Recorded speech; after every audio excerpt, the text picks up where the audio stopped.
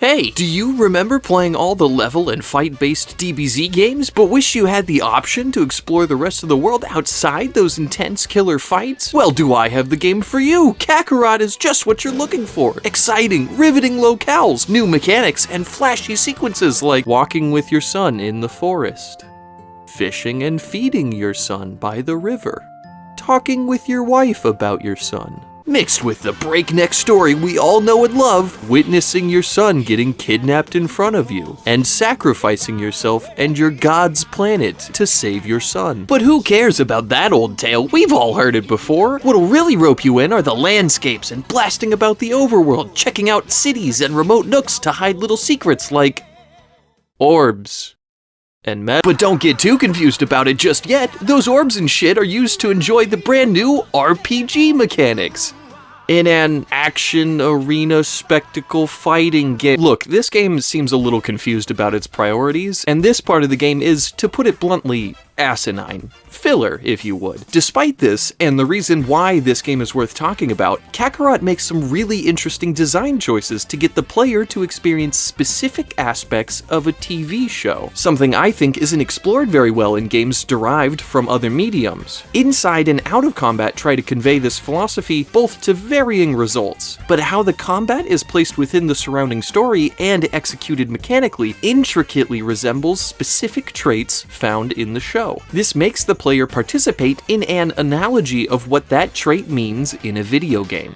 Outside of combat also resembles traits of the show that nobody asked for. This choice to adapt characteristics of the show into a mechanical form and prioritize which characteristics the player engages with, though, begs the question: in what way should the player be mechanically involved in the experience? Remember this question, it'll be important later. The bulk of the extra gameplay outside of the fights amounts to a commuting flight simulator while you're between missions. Not exactly an impressive amount of involvement. This technically is a facsimile of what you commonly see in the show. However, these systems are about as close to an out-of-combat analogy to the show as it gets. This bugs the shit out of me, specifically because the game's opening sequence seemingly promises more than it lets on, even on top of the fighting, only to pull the rug out hours in when you realize it never reiterates anything like this conveyed in the tutorial. It takes time away from the fighting to introduce a fishing mechanic, which implies more moments like it with similar mechanics could be coming. This isn't the case. There's only one other instance of different minigame mechanics, and fishing is never mandatory to progress the story. The ground controls in the beginning feel intuitive and free-flowing with a great sense of weight and finesse to get your movements just right, if not a bit like Mario 64. But Mario 64 was amazing, so don't hate. Yet, as soon as the game remembers that these characters can fly, ground mechanics outside of combat never come up again. There's no platforming to utilize the skill it might take to get somewhere interesting within the game world, especially if you could just fly there, and there's no reason to explicitly fight on the ground. This means that the environment doesn't have any design to it outside of looking canonical, housing random enemy encounters that get stale very quickly, and the mind-numbing side quests, but I'll get to those. Traversing the environment feels like a chore because there is no engaging use for it outside of commuting to your next objective. Which is intensely ironic because there's actual commuting mechanics in this game that are way more fun to play. It's all just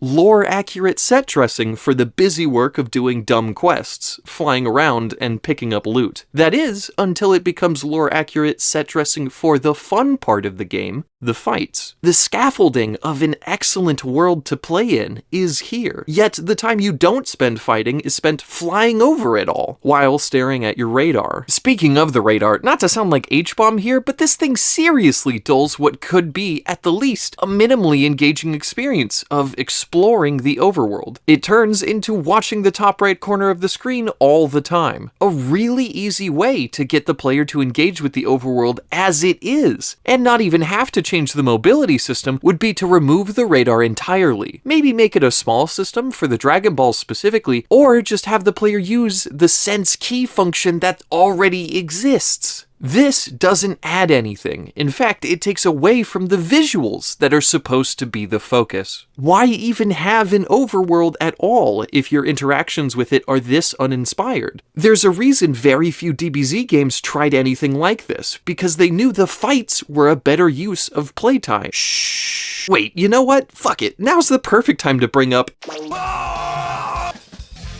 Say what you will about Budokai 2 and playing as a GPS navigator for your characters, but at least you are the strategist and mechanism for getting to the fights instead of just flying over to them. Let's be clear, it is in no way ludonarratively related to what the real gameplay and story is, yet it's still engaging. It enhances the experience of fighting against an active opponent on a battlefield you both have to navigate. This is way more involved than just running into or away from a floating enemy somewhere in your vicinity. Both in and out of a fight, the board mechanics, that are in no way related, still provide an opportunity for strategy and nuance that is related. These are mechanics that otherwise feel like busy work to get to the important bits, even when you do have other players on the field vying for the same things you are. This results in both proactivity and reactivity, as the player isn't the only one making these strategic moves. It adds a significant layer to the gameplay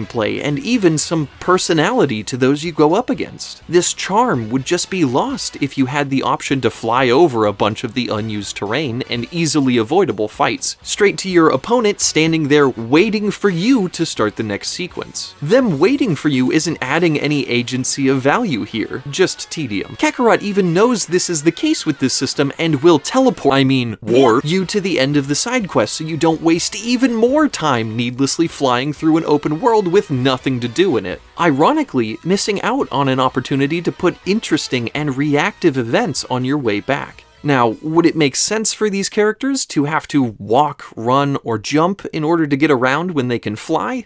Not really. Could you, as a game designer, find ways of making this part of the gameplay loop without that question hovering above the players? Well, the developers did exactly this. In one instance on Namek, the crew needed to keep their presence a secret, and you are unable to fly to get to your next mission. And in the developers' vast design wisdom, it was no different than flying. Enemies that spot you start a fight just like normal, there are zero consequences for getting caught, and there are no new level elements, mechanics, or challenges born from a lack of flight. I understand allowing flight more often than not in order to maintain fidelity to the original story, but is this a missed opportunity? I think so.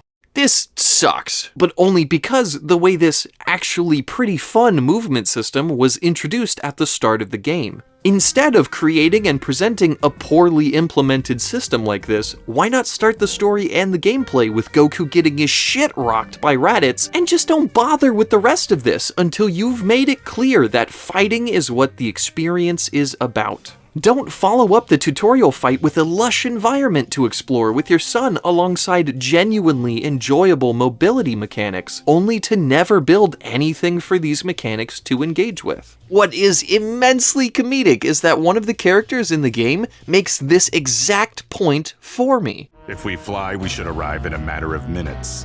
I know, right? Traveling on foot is a complete waste of time when you're capable of flying. You're such a whiner. It's gonna be more fun this way. You know what?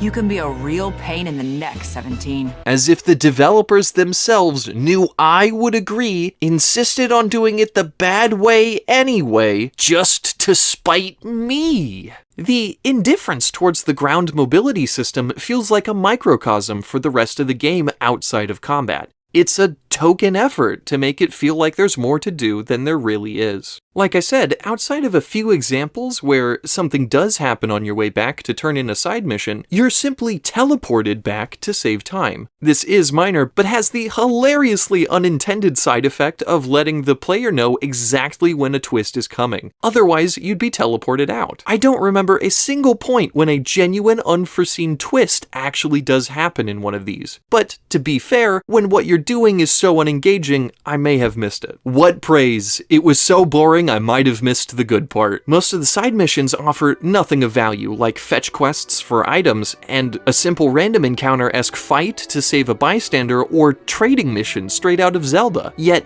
Strangely, there are a few that are genuinely substantial uses of the creative freedom afforded to the developers by the filler in the show. Missions like Vegeta fetching items to create the gravity chamber don't make sense, but the driving missions for Goku and Piccolo provide a fun difference in tone and introduce some needed variety into the gameplay by the time you get there. At least, these sound like optional side missions, right? Turns out these are both mandatory and technically part of the main mission, although they have nothing to do with the overarching story of the chapter, existing solely to convey ultimately useless systems to the player. But still, the driving minigame introduces new mechanics just as fighting and flying are starting to feel repetitive. It also adds to the narrative, just like in the show, unlike the busy work of the actual side quests that never seem to be related to what you're supposed to be doing. Aside from these two very specific sets of characters that make their only story-related appearance in the very last scene. This is a side note, but not everything about the overworld is bad. I really like how you can enter the map screen by flying straight up from wherever you are. It's a small but effective way to remind the player that they're navigating an actual world, not just individual levels that have been stitched together. I can actually tell that's the impression that the developers wanted to impart because of it. Too bad it's completely overwritten by a much easier, faster, and less fun method of pressing two buttons to pull up the same map screen.